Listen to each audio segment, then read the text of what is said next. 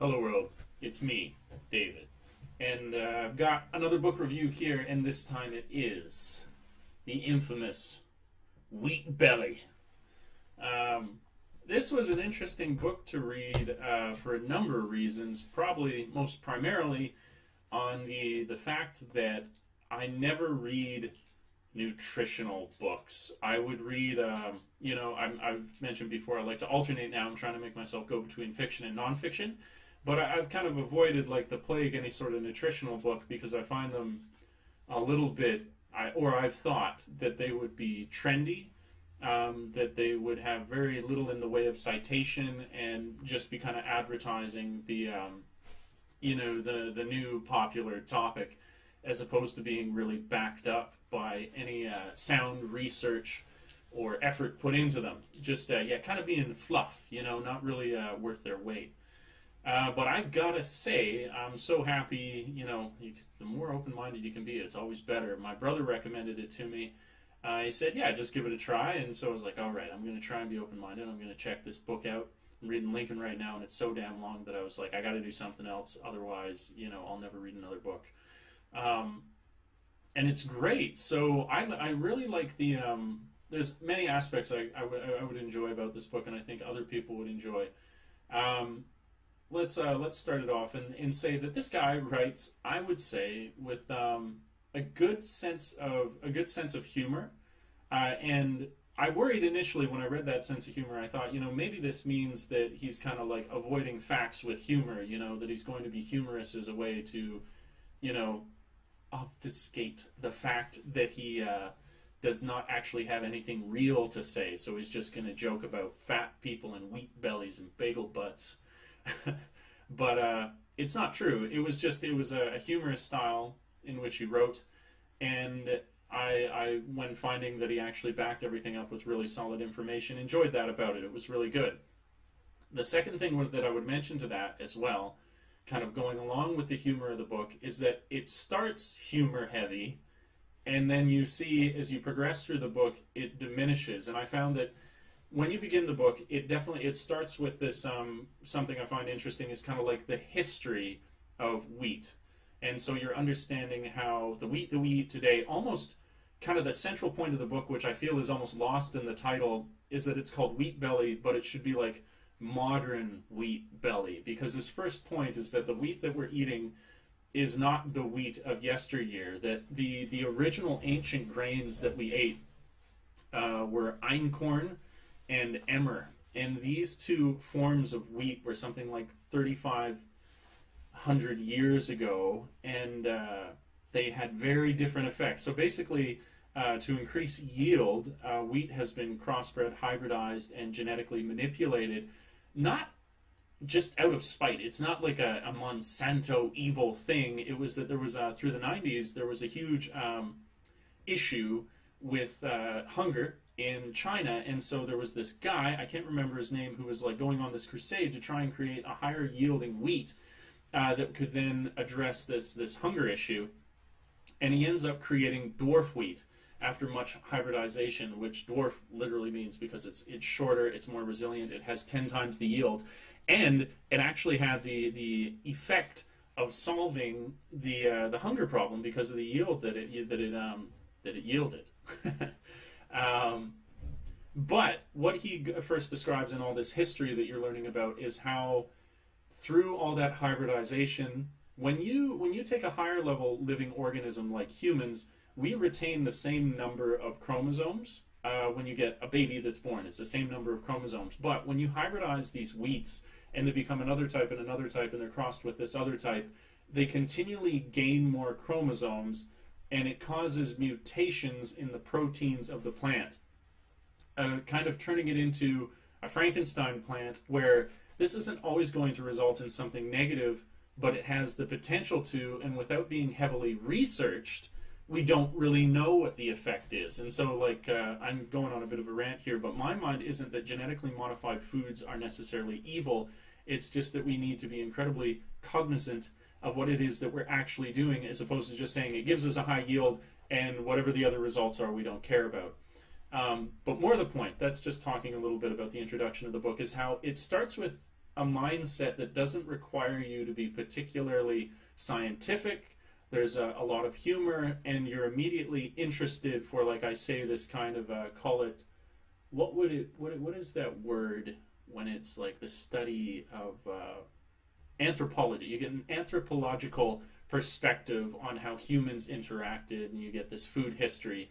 But as the book progresses, it moves more and more into the medical case studies where wheat has been removed from people's diets, talking about celiacs, talking about diabetes, and it's like you get warmed up by this stuff where you don't need to have so much of a scientific mindset. And then when you're really interested in the book, then he starts to hit you more and more and more, like I say, with these case studies and these medical facts and these details to do with like small LDL versus large LDL, and all these other details that really enrich and show you that he's not just taking a kind of fad perspective on this. He's really done his research on it. And I really enjoyed that. I thought the pacing was accomplished in a really intelligent way. It draws you in, and then when you're drawn in, it starts to hit you more and more with the actual heavy research that he's been doing in it. And I would say by the end of the book, he develops a really convincing case for the fact that wheat gluten, which is the protein that is changed through all this hybridization, is being metabolized in our bodies in a way that is not healthy. It's not a way that we were meant to consume a food. There's lots of other foods that we can, but it's hard to ignore the number of case studies and the sort of amazing results that he has. And so I don't want to say through this review all the case studies and everything like that. I can just say that I was convinced from the number of case studies, from the number of personal accounts from patients that he helped, that I would at least consider the option. You know, and it's almost too bad because nowadays gluten has become such a like pop phrase. Like I say, it's become a trend where people kind of hear gluten's bad, but they haven't tried to or looked into the greater research regarding it, and so it's actually easy to say that it's just a pop trend. But when you start to get into it more, you're like, no, this has a credible basis in science and research, and it might be something that you would want to follow up on. I know I'm going to try. There's at least for a small period of time, and it's made easier for the fact that I'm in Japan in most ways, because Japan does not consume wheat products in the same way that we do in North America. Definitely. I mean, their primary, I call it carbohydrate, would be rice.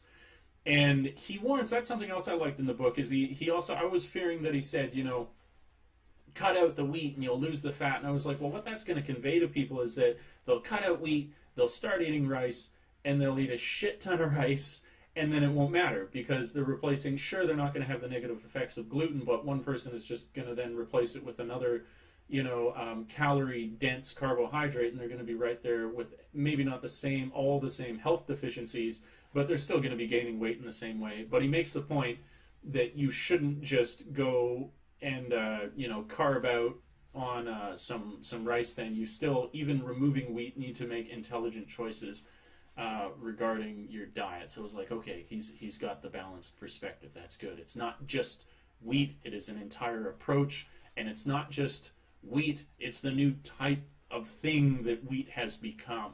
I guess I was definitely prematurely judging him when I was first reading. I was like, he's not considering a large enough perspective, but he just is developing his idea as the book goes. But my point there was about Japan. The one thing that they eat a lot of, which would have, you know, the wheat content, is their ramen. They absolutely love ramen. And so it's not as though their diet is without wheat, but it's significantly less. But I'm going to give it a try. I'm going to try this, you know, I'm going to give it the 4 weeks. It seems to be that inevitably, if you're going to have a result, and you have any kind of sensitivity to it, that you would see results by 4 weeks. So I'm going to try it. You know, why not just try it? I already kind of try and eat healthily and everything like that. So again, it shouldn't be too much of a task because I'm in Japan, so it makes it a little bit easier, and I'm curious to see the results. Fantastic book, scientifically credible, fantastic sourcing. great pacing, really, really interesting, well worth a read. And what's the harm in trying, right? When you realize that it's based on more than hearsays done as research, then just having an open mind will only benefit you, you know. So I would highly recommend it if you're interested in, you know, maybe making a change in your diet. I've always prescribed to the idea beforehand that I think we are too carb saturated. I've always thought that before I even read this, to realize that in addition to being overly carb saturated, that the carbs that you're most popularly getting in North America are something that could almost act like a poison in your body. So who knew? I didn't know. That's really good. But to finish on a final note, something just to balance the idea, I've mentioned that people eat less wheat in Japan, but they do still eat wheat in ramen. Japan has the longest, one of, if not the longest, predicted lifespans of any culture that exists. Not only that, they have basically, there is absolutely zero issue of obesity in Japan. It's non-existent. Yes, you're occasionally going to see somebody who's obese, but not really. Excuse me. And they're eating a lot of ramen. They eat a lot of soy sauce. Soy sauce contains wheat byproduct in it.